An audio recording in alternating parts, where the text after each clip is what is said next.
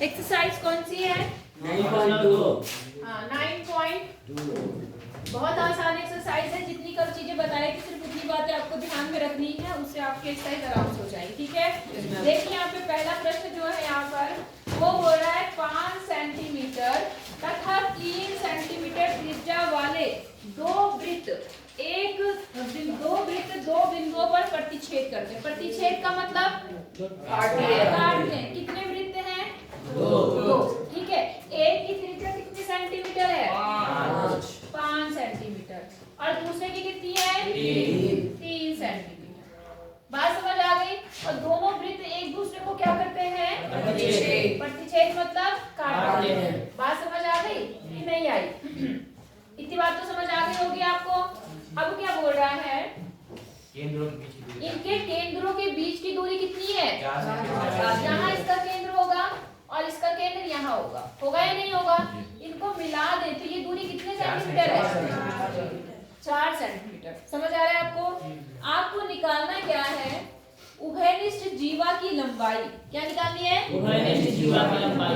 उभयनिष्ठ जीवा मतलब जो दोनों में कॉमन हो। उभयनिष्ठ का मतलब जो दोनों में क्या हो? कॉमन। तो अगर मैं यहाँ पे इस दोनों बिंदुओं से ऐसे मिलाऊंगी तो देखो ये इस वृत्त की भी जीवा है या नहीं है? और ये इस वृत्त की भी जीवा है, तो दोनों के लिए उभयनिष्ठ है या नहीं है? तो आपको इसकी क्या निकालनी है? लंबाई। क्या निकालना है? लंबाई। इतनी बात समझ आई कि नहीं आई? अब जरा एक छोटी सी बात ध्यान दो, मैं इसको यहाँ से मिला देती हूँ। ये क्या है? यहाँ से यहाँ तक त्रिज्या है। किसकी त्रिज्या है? बड़े वाले ये कितने सेंटीमीटर है? 5 सेंटीमीटर। और अगर मैं इसको यहाँ से मिला दूं तो ये भी त्रिज्या है त्रिज्या। ये कितने सेंटीमीटर है? 3 सेंटीमीटर। यहाँ तक आपको समझ आया कि नहीं आया? आ गया। अब जरा ध्यान से देखो, ये एक जीवा है। ये क्या है? जीवा। और जो ये दूरी है हमेशा सीधी होती है। कैसी होती है? सीधी। दूरी हमेशा खड़ी ली जाती है। इसका मतलब ये इस पे क्या है? लंब है या नहीं है? तो अगर किसी तरह से मैं इसको निकाल लूं और इसका डबल कर दूं तो ये निकल जाएगा कि नहीं होगा? क्यों? क्योंकि जो जीवा पे डाला गया लंब है वो जीवा को दो भागों में क्या करता है? विभाजित करता है, बराबर भागों में, है ना? तो अगर मैं ये निकाल लूं तो ये आप निकाल सकते हैं नहीं निकाल सकते? अब आपको ये पूरी लंबाई पता है कितने सेंटीमीटर? 4। अब देखो यहाँ पर दो समकोण त्रिभुज बन रहे हैं। एक ये बन रहा है और एक ये बन रहा है। इन दोनों की हेल्प से हम इसको निकालने की कोशिश करते हैं। बात समझ आ गई? इस दूरी को मान लो मैं h मान लेती हूँ। कितना मान लेती हूँ? और यहाँ से लेकर यहाँ तक की जो दूरी है मैं इसको x मान लेती हूँ। कितना मान लेती हूँ? तो ये जो बची हुई दूरी है ये कितनी होगी? कोई बता सकता है मुझे? बताओ। x टोटल दूरी कितनी है? 4 में से ये x हो गई तो ये बची हुई कितनी हुई? 2 की हुई। क्या 2 है ये? अगर ये टोटल दूरी 4 है, कितनी है? 4। ये 1 है तो ये कितनी होगी? 2। ऐसे थप्पड़ मारूंगी ना, ये भी नहीं बता पा रहे। अगर ये यहाँ से लेकर यहाँ तक 4 है, कितनी है? 4। मैंने कहा यहाँ से लेकर यहाँ तक 1 है तो यहाँ से यहाँ तक कितनी बनेगी? कैसे करा? घटाया। इसमें से किसको घटाया? 4 में से किसको घटाया? 1 को। तो वही सेम चीज तो करके टोटल दूरी कितनी है? 3। उसमें से कितनी है? x।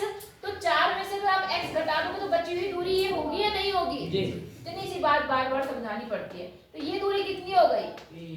4 minus x। कौन बेवकूफ बोला?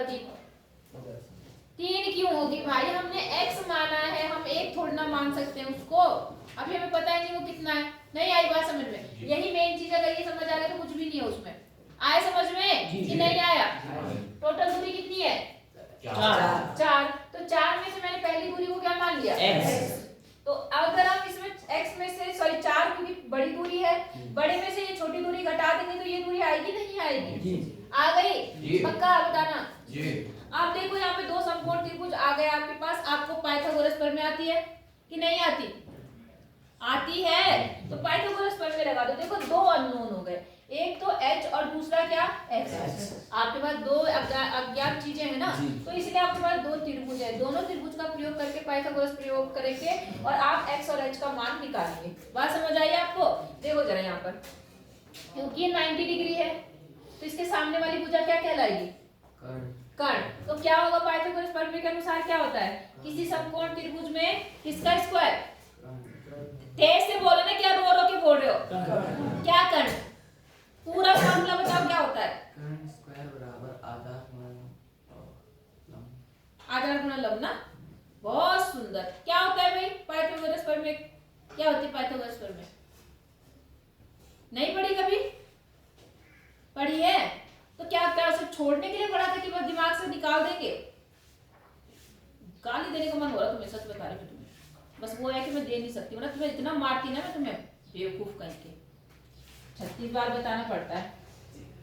अगर कोई समकोण त्रिभुज है, इसके सामने वाली भुजा को हम क्या बोलते हैं, इसको क्या बोलेंगे, इनमें से एक आधार होगी और एक क्या होगी, लंब, क्या होगी, तो जो सबसे बड़ी भुजा होती है कर्ण, कर्ण का स्क्वायर बराबर होता है लंब स्क्वायर प्लस आधार स्क्वायर। कभी नहीं पढ़ा तुमने ये, पढ़ा या नहीं पढ़ा, नहीं पढ़ा ना, क्या तो नहीं पढ़ा हमने, नहीं पढ़ा, 8th क्लास में बस 10 बार पढ़ा रखा मैंने तुम्हें, आज तुमने कुछ नहीं पढ़ रखा, समझ आया नहीं आया। क्या होता है समकोण त्रिभुज में कर्ण का स्क्वायर बराबर किसका होता है, लंब स्क्वायर प्लस आधार स्क्वायर, क्या, लंब स्क्वायर प्लस आधार स्क्वायर, क्या,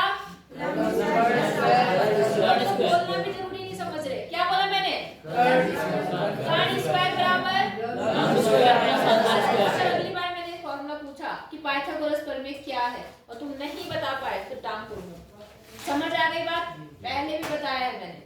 इसका मतलब क्या होता है, इसका मतलब ये होता है कि अगर कोई समकोण त्रिभुज है, इसके ऊपर आप एक वर्ग बना दो, क्या बना दो, वर्ग जानते हो, जिसकी चारों भुजाएं क्या हो बराबर, और यहाँ पर एक वर्ग बना दो और यहाँ पर एक वर्ग बना दो, तो इसका जो क्षेत्रफल है वो इन दोनों के क्षेत्रफल के जोड़ के क्या होगा, बराबर होता है, ये होता है पाइथागोरस प्रमेय। या अगर आप इतना नहीं समझते, सीधे याद रखो कर्ण का स्क्वायर बराबर लंब स्क्वायर प्लस आधार स्क्वायर, या आधार स्क्वायर प्लस लंब स्क्वायर, आगे पीछे लिख सकते हैं, कोई दिक्कत नहीं, समझे नहीं समझे।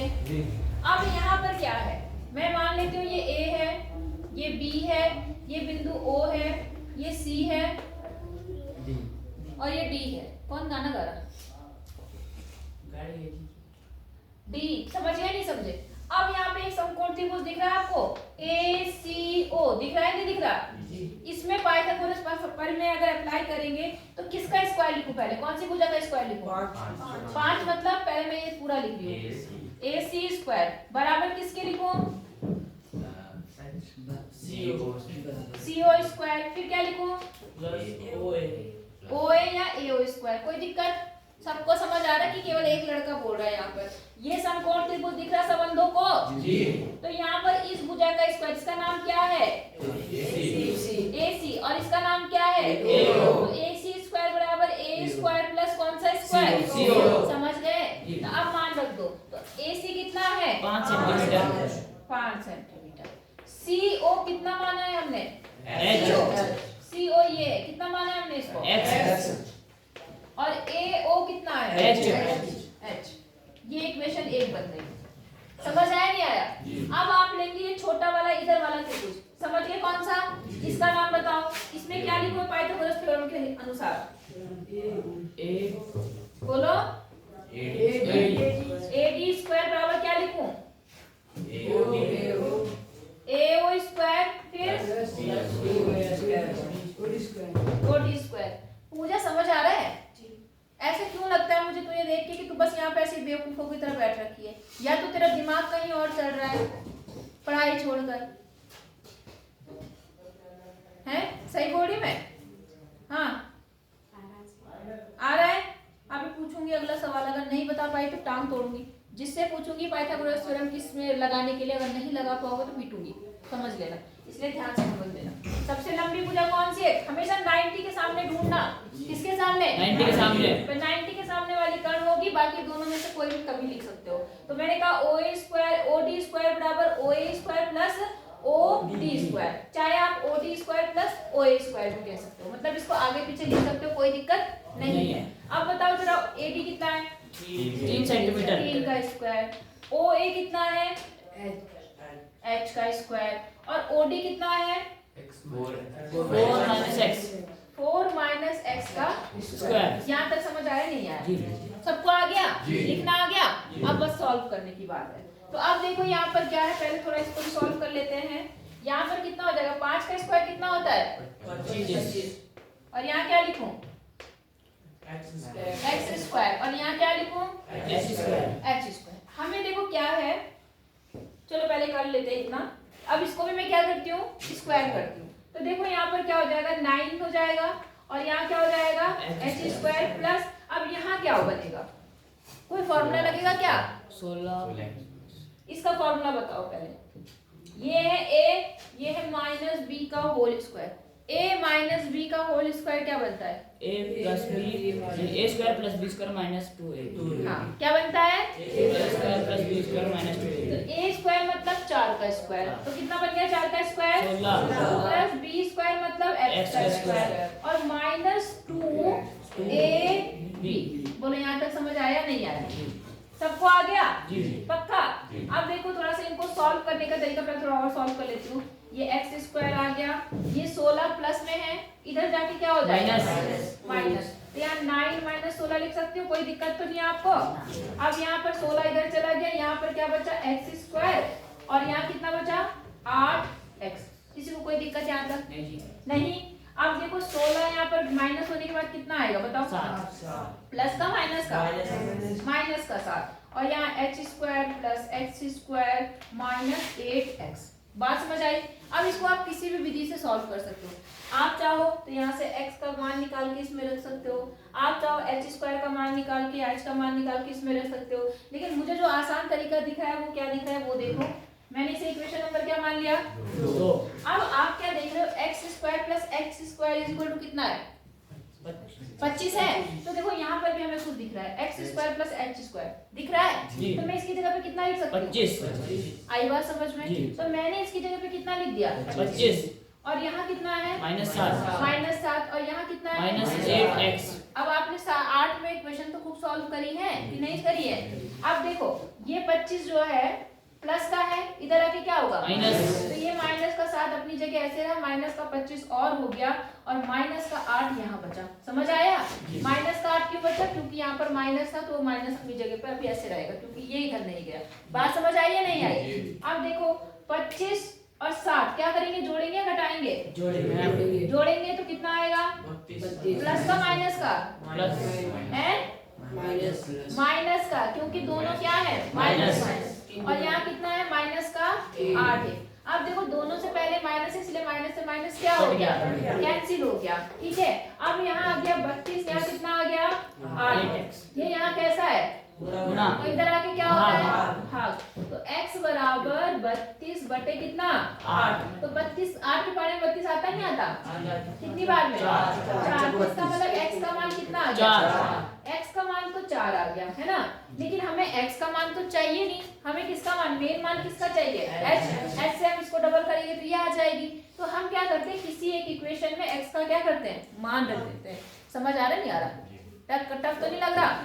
ठीक है, तो अब क्या काम करेंगे, देखो इस वाली इक्वेशन में, इस इक्वेशन मैंने क्या बोला था फर्स्ट इसको बोलना। ठीक है, इक्वेशन फर्स्ट में मैं क्या करती हूँ x की जगह पर मान रख देती हूँ। ठीक है, यहाँ कर दूं मैं।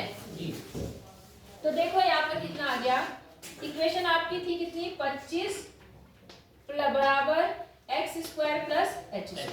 तो मैंने 25 को 25 ही रहने दिया, x की जगह पर कितना है वहां पर 4, तो 4 का स्क्वायर बन गया और प्लस कितना बन गया x स्क्वायर।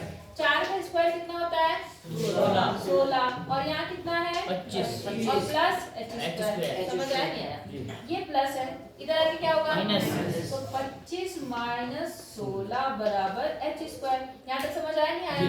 अब 25 में 16 ये कितना आएगा 9 बराबर h स्क्वायर। अब देखो याद रखना, जब ये अंडर रूट मतलब सॉरी ये स्क्वायर हटता है तो इधर अंडर रूट आता है। बता भी रखा मैंने आपको, बता रखा नहीं बता रखा। तो आप क्या काम कर सकते हैं, h बराबर अंडर रूट 9। जब अंडर रूट लेते हैं दोनों पक्षों का वर्गमूल लेते हैं, क्या लेते हैं तो वर्गमूल लेने पर ये h स्क्वायर ये h आता है और यहाँ पे ये आ जाता है। इतनी बात समझ आई या नहीं आई। अब 9 का वर्गमूल क्या निकलता है 3। तो इसका मतलब h कितना आ गया 3 आ गया, मतलब ये वाली दूरी कितनी आ गई 3। तब जो आपका AB हो जाएगा, मेन आपको क्या निकालना है, वो नीचे जीवा AB वो क्या हो जाएगी इसकी डबल हो जाएगी। तो 2 गुणा 3 मतलब कितना? 6 6 सेंटीमीटर। बोलो समझ आया नहीं आया? जी पक्का बताना। अगर कहीं नहीं आया तो फिर से पूछ लो। पाइथागोरस पर में समझ आई? हमेशा जो 90 अंश है उसके सामने वाली भुजा कर्ण, उसका स्क्वायर अन्य दो भुजाओं के मतलब उसका स्क्वायर अन्य दो भुजाओं के वर्ग के जोड़ के क्या होता है? बराबर होता है। इसको दिमाग में रखना हमेशा। रख लेंगे क्योंकि ये परिमेय में बार बार यूज होगी। कोई दिक्कत? पक्का बोलो। पीछे वाले भाई साहब आ गया समझ में? यशवंत तुमसे पूछ रही हूँ, आ रहा समझ में? करो फिर अगला बताती हूँ। प्रश्न दूसरा पढ़ो और मुझे पहले बस मतलब समझा कि प्रश्न में क्या बोल रहा है, बाकी तो मैं सॉल्व कराई दूंगी। पढ़ लिया सबने? बताओ क्या बोल रहा है वो? एक बच्चा खड़े होकर बताओ, कौन समझाएगा जल्दी से? कौन पहले बोलना शुरू किया है? किसने? दिव्यांशु बोला था? हाँ, खड़ा हो भाई। रोहन बताओ। एक वृत्त है, उसकी दो समान जीवा है। हाँ, जो प्रतिच्छेद प्रतिच्छेद का मतलब दो समान ही है ना? एक वृत्त है और जीवा कितनी है? 2 और वो कैसी है? प्रतिच्छेद समान मतलब बराबर और एक दूसरे को क्या कर रही है? काट दी है। प्रतिच्छेद कर रही है। समझ आ गया? एक वृत्त में दो बराबर जीवाएं और दोनों एक दूसरे को प्रतिच्छेद कर रही है। आगे मनुष्य सिद्ध करना है। क्या सिद्ध करना है? जीवा की खंड दूसरी जीवा की संगत दो बराबर है या नहीं बराबर है? मतलब संगत कोण तो कहीं है नहीं, ऐसा लिखा हुआ है। खंड मैम खंड खंड मतलब जीवा की क्या? खंड मैम। कौन सा खंड बताओ मुझे? दूसरी जीवा की संगत। इसमें बताओ क्या चीज बराबर करने के लिए बोल रहा है वो? मैम इन जीवा को मैम जीवाएं तो पहले से बराबर दे रखी है। खंड मतलब क्या होता है? टुकड़े मैम। टुकड़ा। तो मतलब क्या बराबर करना टुकड़े है? बराबर। कौन सा टुकड़ा? आमने सामने। नाम बताओ, यहाँ से नाम बताओ क्या बराबर करना है? ए बी और ओ क्या? डी सी वो तो पहले से दे रखा गधो तुम्हें। खंड मतलब क्या? टुकड़े इसका खंड कौन सा है इस जीवा का? ए ओ और ओ बी ए ओ और ओ बी इसका खंड हो गया। इसके खंड क्या बन गए? डी ओ ओ सी डी और ओ सी। अब कौन सा खंड किसके बराबर करना है? सिद्ध क्या करना है? जीओ ए डी ओ हाँ, क्या? G O D O B O B O. Good. कि ये इसके बराबर है ये सिद्ध करना है और ये इसके बराबर है ये सिद्ध करना है। सवाल समझा? जी। क्या समझ आया? कि ma'am D D O ma'am जो आप बड़े खंड है वो बड़े वाले आपस में बराबर है, छोटे खंड आपस में बराबर है, ये आपको सिद्ध करना है। जब तक सवाल नहीं आएगा समझ में तब तक इसके कहाँ पहुंचोगे? आप समझ आ गया? जी। नहीं आया तो सबसे पहले आप क्या लिखेंगे? दिया है दिया है। और क्या दिया है बताओ? ए बी प्रतिच्छेद हाँ, ए बी बराबर डी सी। यहाँ तक समझ आ गई? सिद्ध क्या करना है वो बता दो मुझे। ए ओ डी ओ बराबर बी ओ और दूसरा ए ओ बराबर ओ सी ए ओ बराबर ओ सी। ये आपको सिद्ध करना है। इतना समझ आ गया?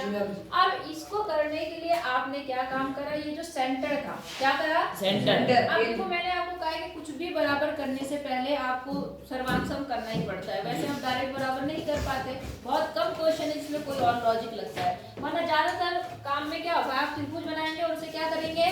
सर्वांग सम। अब बात आती है कि कहाँ से त्रिभुज बनाए। तो देखो मैंने क्या काम किया, जो ये सेंटर है, ये सेंटर है ना, सेंटर से एक लाइन मैंने यहाँ मिला दी, कोई दिक्कत? और मैंने क्या करा, सेंटर से इस वाली जीवा पर एक लंब डाल दिया, एक लंब इस जीवा पे डाल दिया और एक लंब इस जीवा पे डाल दिया। समझ आया आपको? क्या काम किया मैंने? सेंटर से लंब डाला, इसका नाम ले लो P, इसका नाम ले लो Q, इसका नाम ले लो R। कोई दिक्कत है?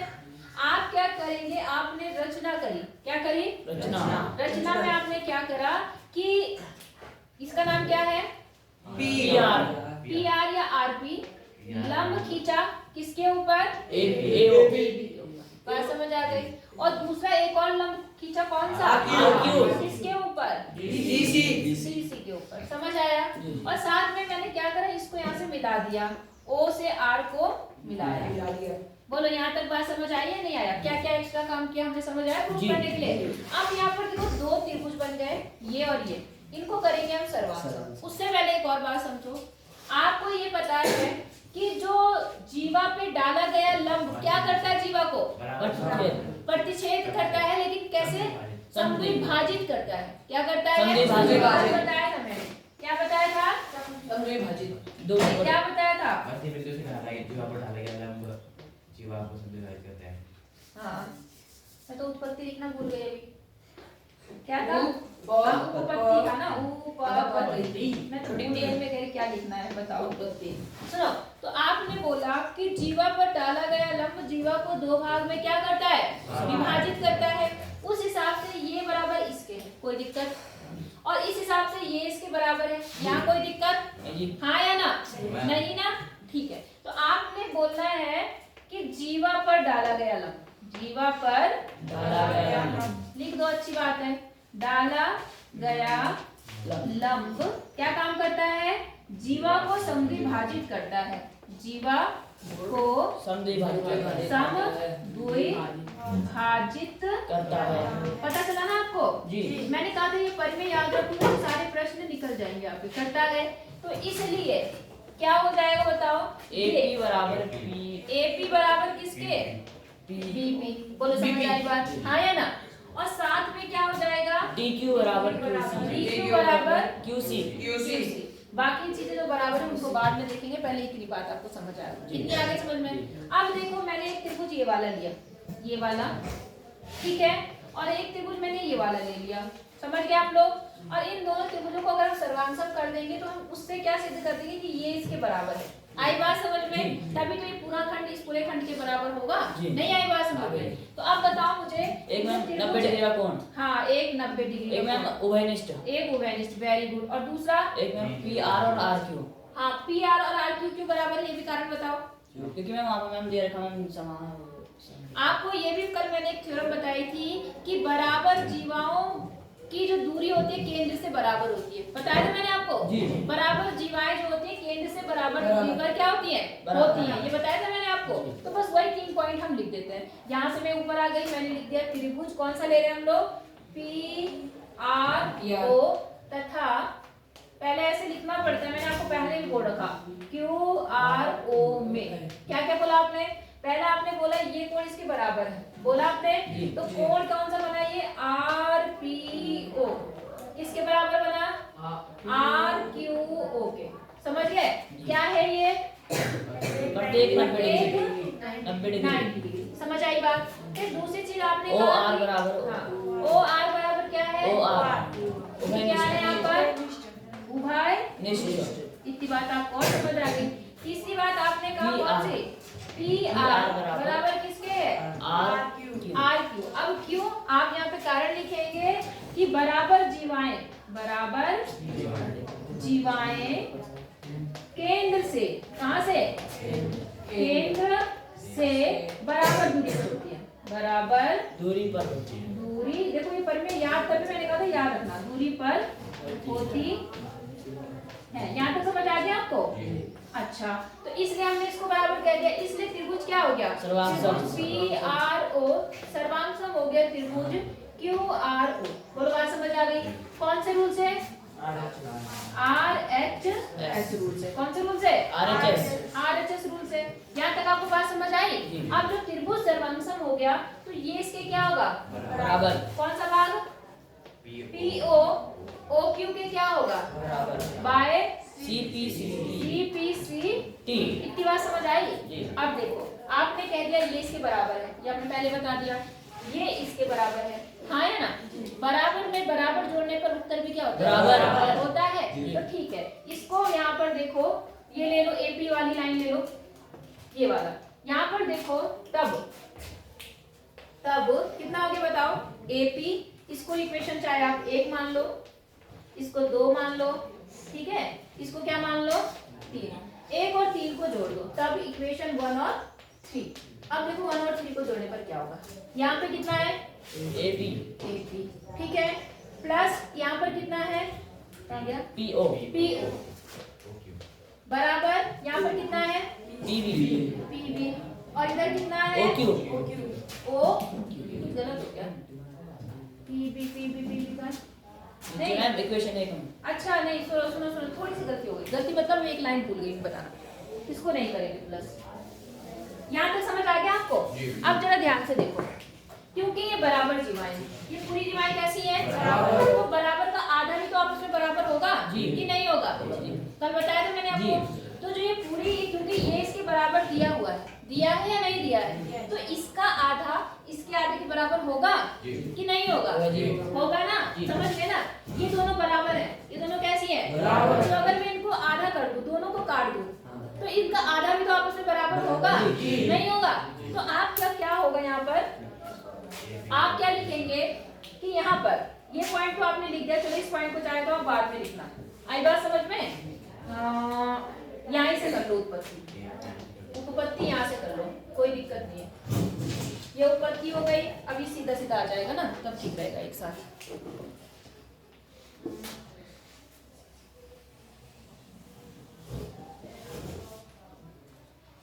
इतना समझ आया नहीं आपको? पहले आपने दो त्रिभुज लिए, उनको सर्वांकन कर दिया, उसके बाद मैंने एक पॉइंट लिखा, चूंकि जीवा पर डाला गया लंब जीवा को क्या करता है? समद्विभाजित करता है। उससे क्या हो गया? ये इसके बराबर हो गया, ये इसके बराबर हो गया। अब हम क्या लिखेंगे कि बराबर जीवाएं, क्या बताया मैंने आपको? चूंकि ये पूरी जीवा इसकी क्या है? बराबर है, इसलिए इसका आधा भी आपस में क्या होगा? बराबर। तो बस सीधे लिख दो, चूंकि क्या ए बी बराबर किसके है? सी डी के। ए बी बराबर किसके है? इसलिए मैंने क्या करा, दोनों के नीचे भाग कर दिया, ए बी बटा 2 और यहाँ क्या लिख दिया? सी डी बटा 2 कर दिया। अब ए बी बटा 2 मतलब इसका आधा लेना है, तो इसका आधा मैं कौन सा वाला भाग ले रही हूँ? ये वाला ले रही हूँ। आई बात समझ में? और ये सी डी का आधा मैं ये वाला भाग ले रही हूँ। कोई दिक्कत है? क्योंकि वो सारे चारों के चारों आपस में बराबर, इसलिए मैं कोई भी ले सकती हूँ। तो मैंने यहाँ से कौन सा भाग ले लिया? A P. इसके आगे मैं यहाँ लिख लूँ, ए पी बराबर किसके हो जाएगा बेटा? सी क्यू के। किसके हो जाएगा? अब आई बात समझ में? अब इसको आप इक्वेशन 1 मानना, इसको क्या मानना? 2। अब 1 और 2 को क्या कर दो? जोड़ दो। अब देखो जरा यहाँ पे कितना बनेगा। ये बन गया आपका एपी प्लस यहाँ पर कितना है? पीओ बराबर यहाँ कितना है? सी क्यू और यहाँ कितना है? O Q. अब मिलाओ बता, एपी प्लस क्या हो गया यहाँ पर? पीओ। एपी प्लस पीओ, ये मिलके क्या बन गया? एओ। तो इसकी जगह कितना आ गया? एओ प्लस यहाँ आ जाओ सी क्यू कहाँ है? ये, और ओ क्यू कहाँ है? ये मिलके क्या बन गया? ओसी बराबर ओसी। समझ आया? तो एक खंड तो आपका क्या हो गया? बराबर, ये चीज के बराबर हो गई, हाँ है ना? तो आप चाहो तो लिख दो इसी प्रकार, ये इसके बराबर होगा, या आप क्या कह सकते हो, क्योंकि ये इसके क्या है? बराबर है, तो बराबर में से ये बराबर घटा दो तो अपने आप बचा हुआ ये आ जाएगा। नहीं आई बात समझ में? क्या करेंगे हम जानते हैं, चूंकि कौन सा वाला? ए बी किसके बराबर है? सी डी के। ए बी किसके बराबर है? C D. अब मैं दोनों में से क्या माइनस करती हूँ? ये वाला भाग जो बराबर है, क्योंकि ये दोनों भाग कैसे हैं? तो मैं इनको माइनस कर देती हूँ। तो यहाँ पर कितना होगा? देखो ए बी माइनस ए ओ बराबर यहाँ पर कितना है? सी डी माइनस क्या कर दूं मैं? ओ सी। अगर आपको ऐसे दिक्कत है तो इसको 3 मान लेना, इसको क्या मान लेना? 4। और 4 में से 3 को क्या कर देना? घटा देना। तो यहाँ पर देखो A B minus O A. A B कौन सी है? पूरी, इसमें से आपने एओ माइनस कर दिया तो क्या बचा? ओबी। यहाँ कितना आ गया? ओबी बराबर यहाँ पर भी देखो क्या है? ये पूरा है और पूरे में से ये माइनस हो गया, कितना बचा? डीओ या ओडी। बोलो बात समझ आ गई आपको? तो ये देखो दोनों खंड आपस में बराबर है। अच्छा डी भी लिख दिया, ठीक है, समझ आया? हैंड शुरू नहीं आई बात समझ में? थोड़ा लिखने में लंबा लग रहा है लेकिन समझने में आसान है। पहले हमने क्या करा, ये दोनों त्रिभुज लिया, ठीक है, हमें देखो पहले दिमाग में बिठा लेना है, ये पार्ट इसके बराबर है, क्यों? क्योंकि वो लंब डाला तो उसने जीवा को क्या कर दिया? समद्विभाजित कर दिया। ये इसके बराबर, देखो ये इसके बराबर है? ये दिमाग में रख लो, ये इसके बराबर है, ठीक है। अब जाहिर सी बात है, जब ये जीवाएं बराबर है तो इनके जो आधे आधे भाग है वो भी बराबर होंगे। ये इसके बराबर, ये इसके बराबर, ये और ये चारों आपस में क्या होंगे? बराबर। उनका यूज मैंने आपको कैसे किया वो बता दिया, ठीक है। फिर मैंने इन दोनों को किया, त्रिभुज, इनको किया हमने सर्वांशक। सर्वांशक करने के बाद आपको पता चल गया ये वाला भाग इसके क्या है, बराबर। अब चूंकि ये इसके क्या था, बराबर, तो उस बराबर में मैंने ये बराबर जोड़ दिया तो उत्तर भी तो क्या होगा, बराबर। नहीं आई बात समझ में, आ गई। तो वो बस करने का थोड़ा लंबा तरीका है, लेकिन करा हमने वही। तो अब ये बराबर हो गए, फिर हमने क्या करा, ये इसके बराबर है और ये आपस में बराबर थे, तो फिर से बराबर में से ये बराबर आपने क्या कर दिया, घटा दिया, तो आंसर भी कितना आ गया, बराबर। नहीं आई बात समझ में, लिखने में थोड़े बड़े लगते हैं लेकिन होते रियल में क्या है ये, अगर आप समझ गए तो आप लिख लेंगे कुछ भी, मतलब पूरी भाषा लिख लेंगे। नहीं आई बात समझ में। ये 2 क्वेश्चन दोबारा अपने आप करना, 6th पीरियड में आपको दोबारा बताऊंगी। समझ गए नहीं समझे?